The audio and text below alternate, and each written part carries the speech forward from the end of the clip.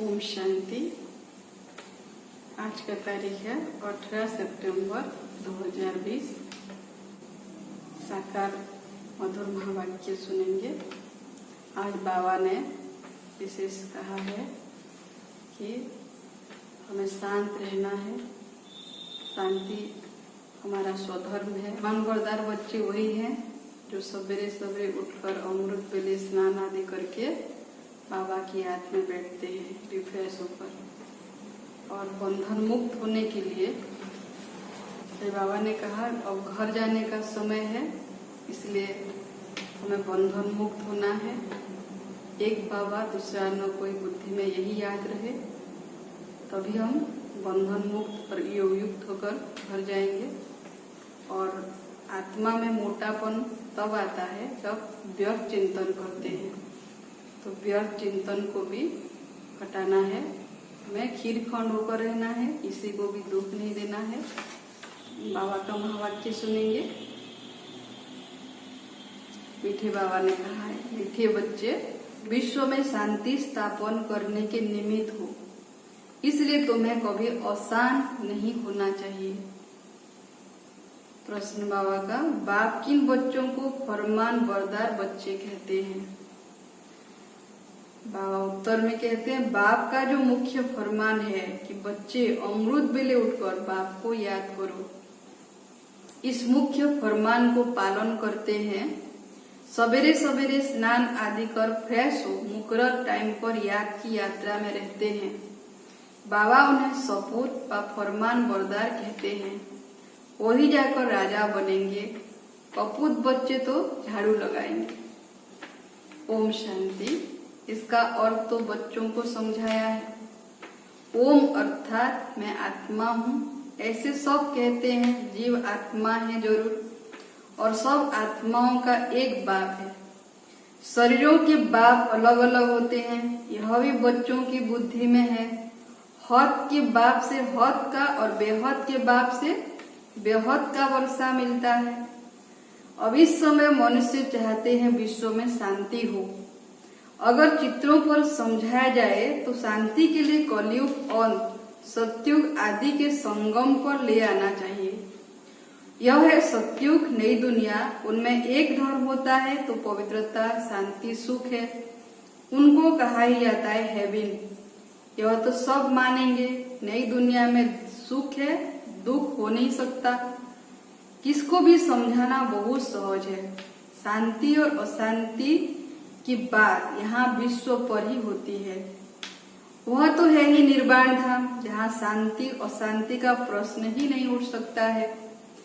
बच्चे जब भाषण करते हैं तो पहले पहले विश्व में शांति की बात ही उठानी चाहिए।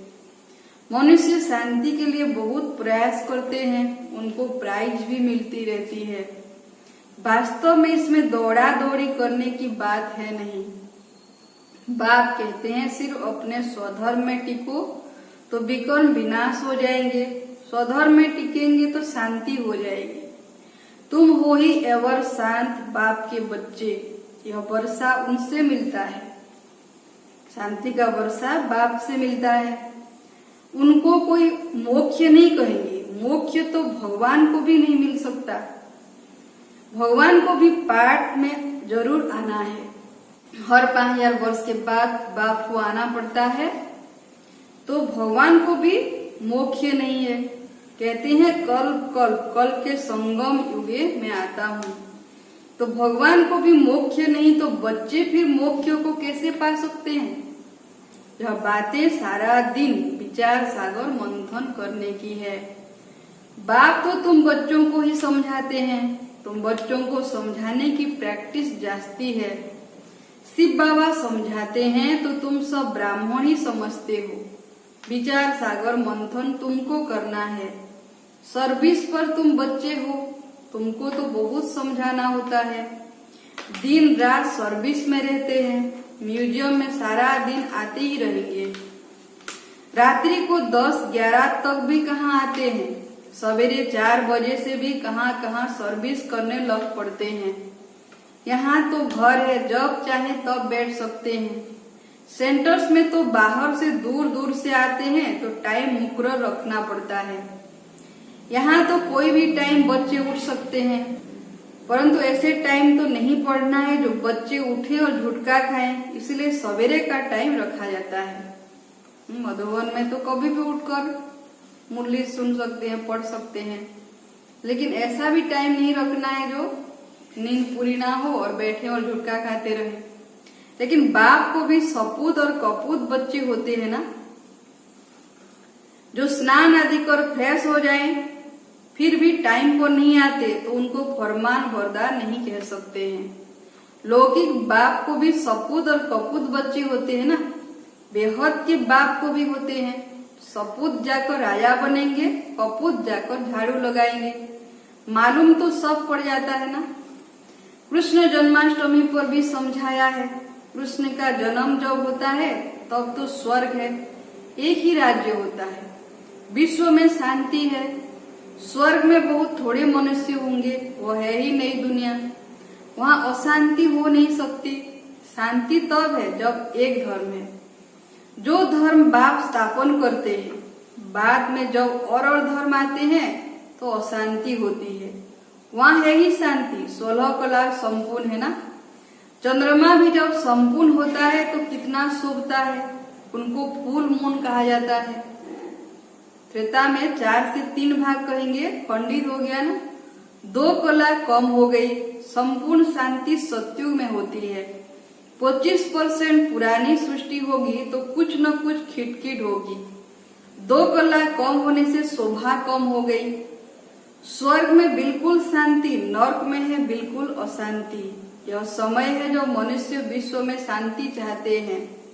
इनसे आगे यह आवाज नहीं था कि विश्व में शांति हो, अभी आवाज निकला है क्योंकि अब विश्व में शांति हो रही है। आत्मा चाहती है कि विश्व में शांति होनी चाहिए। मनुष्य तो देहाभिमान में होने के कारण सिर्फ कहते रहते हैं विश्व में शांति हो। 84 जन्म अब पूरे हुए हैं, यह बाप ही आकर समझाते हैं। बाप को ही याद करते हैं, वह कभी किस रूप में आकर स्वर्ग की स्थापना करेंगे। उनका नाम ही है हेवेनली गॉडफादर। यह किसको पता नहीं है हेवन कैसे रचते हैं। श्री कृष्ण तो रच न सके, उनको कहा जाता है देवता। मनुष्य देवताओं को नमन करते हैं, उनमें दैवी गुण है इसीलिए देवता कहा जाता है। अच्छे गुण वाले को कहते हैं ना, यह तो जैसे देवता है। लड़ने झगड़ने वाले को कहेंगे यह तो जैसे असुर है। बच्चे जानते हम बेहद के बाप के सामने बैठे हैं तो बच्चों की चलन कितनी अच्छी होनी चाहिए। अज्ञान काल में भी बाप का देखा हुआ है, 6-7 कुटुंब इकट्ठे रहते हैं, एकदम खीर खंड हो चलते हैं। कहाँ तो घर में सिर्फ 2 होंगे तो भी लड़ते झगड़ते रहेंगे। तो तुम हो ईश्वरीय संतान, बहुत बहुत खीर खंड हो रहना चाहिए। सत्युग में खीर खंड होते हैं, यहाँ खीर खंड होना तुम सीखते हो तो बहुत प्यार से रहना चाहिए। बाप कहते अंदर में जांच करो, हमने कोई विक्रम तो नहीं किया, किसको दुख तो नहीं दिया। ऐसे कोई बैठकर अपने को जांचते नहीं, यह बड़ी समझ की बात है। तुम बच्चे हो विश्व में शांति स्थापन करने वाले। अगर घर में ही अशांति करने वाले होंगे तो शांति फिर कैसे करेंगे। लौकिक बाप का बच्चा तंग करता है तो कहते हैं यह तो मुआ भला। कोई आदत पड़ जाती है तो पक्की हो जाती है। यह समझ नहीं रहती कि हम तो बेहद के बाप के बच्चे हैं, हमको तो विश्व में शांति स्थापन करनी है। शिव बाबा के बच्चे हो, अगर अशांत होते हो तो शिव बाबा के पास आओ, वह तो हीरा है, वो झट तुमको युक्ति बताएंगे, ऐसे शांति हो सकती है, शांति का प्रबंध देंगे। ऐसे बहुत है, चलन देवी घराने जैसी नहीं है। तुम अब तैयार होते हो गुलगुल दुनिया में जाने। यह ही गंदी दुनिया वैश्यालय, इनसे तो नफरत आती है इस कलयुगी दुनिया से। विश्व में शांति होगी तो नई दुनिया में संगम पर हो नहीं सकती। यहाँ शांत बनने का पुरुषार्थ करते हैं, पूरा पुरुषार्थ नहीं करते तो फिर सजा खानी पड़ेगी। मेरे साथ तो धर्मराज है ना, जब हिसाब किताब चुकतू होने का समय आएगा तो खूब मार खाएंगे। कर्म का भोग जरूर है, बीमार होते हैं वह भी कर्म भोग है ना। बाप के ऊपर तो कोई नहीं है, समझाते हैं बच्चे गुलगुल बनो तो ऊंच पहुंच पाएंगे, नहीं तो कोई फायदा नहीं। भगवान बाप जिसको आधा कल्प याद किया उनसे वर्षा नहीं लिया तो बच्चे किस काम के। परंतु ड्रामा अनुसार यह भी होना है जरूर, तो समझाने की युक्तियां बहुत है। विश्व में शांति तो सतयुग में थी, जहाँ लक्ष्मी नारायण का राज्य था। लड़ाई भी जरूर लगेगी क्योंकि अशांति है ना। कृष्ण फिर आएगा सतयुग में, कहते हैं कलयुग में देवताओं का परछाया नहीं पड़ सकता है। यह बातें तुम बच्चे ही अभी सुन रहे हो। तुम जानते हो शिव बाबा हमको पढ़ाते हैं, धारणा करनी है, सारी आयु ही लग जाती है। कहते हैं ना सारी आयु समझाया फिर भी समझते नहीं है, ऐसे भी लोग होते हैं। बेहद का बाप कहते हैं पहले पहले मुख्य चीज तो समझाओ, ज्ञान अलग और भक्ति अलग चीज है। आधा कल्प है दिन, आधा कल्प है रात। शास्त्रों में कल्प की आयु ही उल्टी लिख दी है, तो आधा आधा भी हो नहीं सकते। तुम्हारे में कोई शास्त्र आदि पढ़े हुए नहीं है तो अच्छे हैं, पढ़े हुए होंगे तो संशय उठाएंगे, प्रश्न पूछते रहेंगे। वास्तव में जब वानप्रस्थ अवस्था होती है तब भगवान को याद करते हैं, कोई न कोई की मत से। फिर जैसे गुरु सिखलाएंगे, भक्ति भी सिखलाते हैं, ऐसे कोई नहीं जो भक्ति न सिखलाए। उनमें भक्ति की ताकत है तब तो इतने फॉलोअर्स बनते हैं। फॉलोअर्स को भक्त पुजारी कहेंगे। यहाँ सब है पुजारी, वहाँ पुजारी कोई होता नहीं। भगवान को भी पुजारी नहीं बनता, अनेक पॉइंट समझाई जाती है। धीरे धीरे तुम बच्चों में भी समझाने की ताकत आती जाएगी। अभी तुम बतलाते हो कृष्ण आ रहा है, सतयुग में जरूर कृष्ण होगा, नहीं तो वर्ल्ड की हिस्ट्री ज्योग्राफी कैसे रिपीट होगी। सिर्फ एक कृष्ण तो नहीं होगा, यथा राजा रानी तथा प्रजा होगी ना। इनमें भी समझ की बात है। तुम बच्चे समझते हो हम तो बाप के बच्चे हैं, बाप वर्षा देने आए हैं। स्वर्ग में तो सभी नहीं आएंगे, न त्रेता में सब आ सकते हैं। झाड़ आहिस्ते आहिस्ते वृद्धि को पाता रहता है। मनुष्य सृष्टि रूपी झाड़ है, वहाँ है आत्माओं का झाड़। यहाँ ब्रह्मा द्वारा स्थापना, फिर शंकर द्वारा विनाश, फिर पालना। अक्षर भी वह कायदेशीर बोलने चाहिए। बच्चों की बुद्धि में यह नशा है, यह सृष्टि का चक्र कैसे फिरता है, रचना कैसे होती है। अब नई छोटी रचना है ना, यह जैसे बाजोली है। पहले शूद्र हैं अनेक, फिर बाप आकर रचना रचते हैं ब्रह्मा द्वारा ब्राह्मणों की।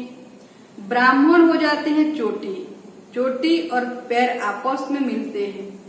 पहले ब्राह्मण चाहिए। ब्राह्मणों का योग बहुत छोटा होता है। पीछे है देवताएं। यह वर्णों वाला चित्र भी काम का है। यह चित्र समझाने में बहुत इजी है। वैरायटी भी मनुष्यों का वैरायटी रूप है। समझाने में कितना मजा आता है ना। कितने प्रकार के लोग होते हैं, कोई कैसे हैं, कोई किस्मत पर चलते हैं, कोई किस्मत पर। ब्राह्मण जब है तो सब धर्म है। शूद्रों से ब्राह्मणों का सेपलिंग लगता है। मनुष्य तो झाड़ के सेपलिंग लगाते हैं, बाप भी सेपलिंग लगाते हैं, जहाँ विश्व में शांति हो। अच्छा, मीठे मीठे सिक्के लदे बच्चों प्रति माता पिता बाप दादा का याद प्यार और गुड मॉर्निंग। रूहानी बाप की रूहानी बच्चों को नमस्ते। हम रूहानी बच्चों का भी रूहानी माता पिता बाप दादा को याद प्यार गुड मॉर्निंग, नमस्ते नमस्ते नमस्ते। धारणा के लिए मुख्य सार। पहला पॉइंट है, सदा स्मृति रखनी है कि हम है ईश्वरीय संतान। हमें खीरखंड होकर रहना है, किसी को भी दुख नहीं देना है। अंदर में अपनी जांच रखनी है कि हमसे कोई विकर्म तो नहीं होता है। अशांत होने तथा अशांति फैलाने की आदत तो नहीं है। बाबा का वरदान है, एक बाप दूसरा न कोई। इस स्मृति से बंधन मुक्त योग युक्त भव। अब घर जाने का समय, इसीलिए बंधन मुक्त और योगयुक्त बनो। बंधन मुक्त अर्थात लूज ड्रेस, टाइट नहीं। ऑर्डर मिला और सेकेंड में गया, ऐसे बंधन मुक्त योगयुक्त स्थिति का वरदान प्राप्त करने के लिए सदा यह वायदा स्मृति में रहे, एक बाप दूसरा न कोई। क्योंकि घर जाने के लिए, असत्यों के राज्य में आने के लिए इस पुराने शरीर को छोड़ना पड़ेगा। तो चेक करो, ऐसे ऑलरेडी बने हैं या अभी तो कुछ रस्सियां बंधी हुई है। यह पुराना चोला टाइट तो नहीं है। स्लोगान है, व्यर्थ संकल्प रूपी एक्स्ट्रा भोजन नहीं करो तो मोटेपन की बीमारियों से बच जाएंगे। आत्मा में मोटापन कब आता है? जब व्यर्थ चिंतन करते हैं। तो व्यर्थ चिंतन को छोड़ना है, नहीं तो कभी आत्मा की उन्नति नहीं होगी। जितना हम पुरुषार्थ करेंगे आत्मा उन्नति के लिए, आत्मा और ही नीचे गिरती जाएगी। क्योंकि व्यर्थ चिंतन से हमारी सारी एनर्जी वेस्ट हो जाती है। इसलिए बाबा कहते हैं व्यर्थ को छोड़ो। अब व्यर्थ छोड़ेंगे, ब्राह्मण आत्माएं समर्थ बनेंगे, तभी आत्मा की उन्नति होगी। तो बाबा ने कहा कि एक बाप दूसरा न कोई, इस स्मृति से हम बंधन मुक्त हो सकते हैं और घर जा सकते हैं। इसलिए अभी लूज ड्रेस, टाइट ड्रेस नहीं पहनना है। लूज ड्रेस रहता है, बंधन मुक्त होना है। एक सेकंड में बाबा कहे आ जाओ तो जाने के लिए रेडी हो जाए। तो इसलिए हमें सदा स्मृति में रखना है, एक बाबा दूसरा ना कोई, और चेकिंग करते रहना है कि हम एवर रेडी हैं। कुछ ऐसे छोटी मोटी रस्सियां बंधी तो नहीं है, पुराना चोला टाइट तो नहीं है। अभी भी अगर देहभान की मिट्टी में है, देहभान में आते हैं मना, चोला अभी भी टाइट है, बंधन मुक्त नहीं बने हैं, एवर रेडी नहीं बने, इसलिए एवर रेडी बनना है। तो ये था मुरली का सार। ओम शांति।